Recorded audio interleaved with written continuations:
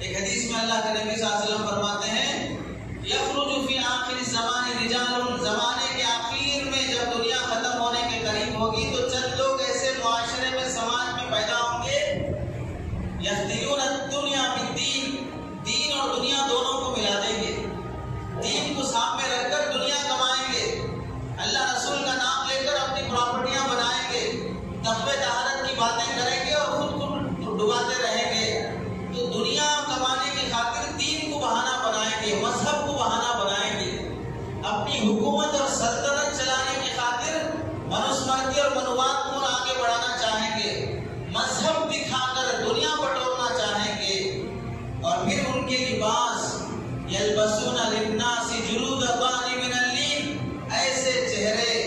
ایسی باتیں، ایسے کپڑے، انہیں دیکھ کر کوئی آدمی سوچے گا نہیں کہ یہ ملک کا غدار ہو سکتا ہے، یہ مذہب کا غدار ہو سکتا ہے، یہ دہشت گرد ہو سکتا ہے، کوئی سوچ بھی نہیں سکتا، کیونکہ ان کے نعرے، ان کی باتیں اور ان کی آوازیں ایسی ہوتی ہیں جس سے ہر کوئی اسے دیش بھکتی سمجھے گا، ہر کوئی اسے مذہب کا بڑا ماننے والا، مذہب پہ بڑا چلنے والا، بڑا نیک سمجھے گا، بڑا ولی سمجھے گا۔ السنتهم احلی من السکر، ان کی زبانیں شہد سے زیادہ میٹھی ہوں گی، دکان پہ کھڑے ہیں اور ڈنڈی مار رہے ہیں، دھوکہ دے رہے ہیں، لیکن باتیں کیسی ہیں؟ آپ کو بول کے کم میں دے رہا ہوں، آپ کو بول کے کم میں دے رہا ہوں، حالانکہ دھوکہ دے رہا ہے، پھر بھی یہ کہتا ہے آپ ہمارے آدمی ہیں بول کے آپ کو کم میں دے رہا ہوں۔ السنتهم احلی من السکر، زبانیں شہد سے زیادہ میٹھی، وقلوبهم قلوب الذئاب، لیکن ان کے دل بھیڑیے سے زیادہ سخت ہوں گے۔ اللہ فرماتے ہیں بھولیا دیکھو اتنا اچھا، اندر دیکھو اتنے خراب، ایسا بھیس اپنانے والے لوگوں کو اللہ فرماتے ہیں ابھی یفترون، یہ مجھے دھوکہ دینا چاہ رہے ہیں، ام علی یجتریون، یا مجھ پر جرأت دکھا رہے ہیں کہ ہم ایسا بھیس بنا کر ایسے کام کر رہے ہیں، کون ہمارا کیا بگاڑ لے گا؟ کیا مجھ پر یہ جرأت دکھانا چاہ رہے ہیں؟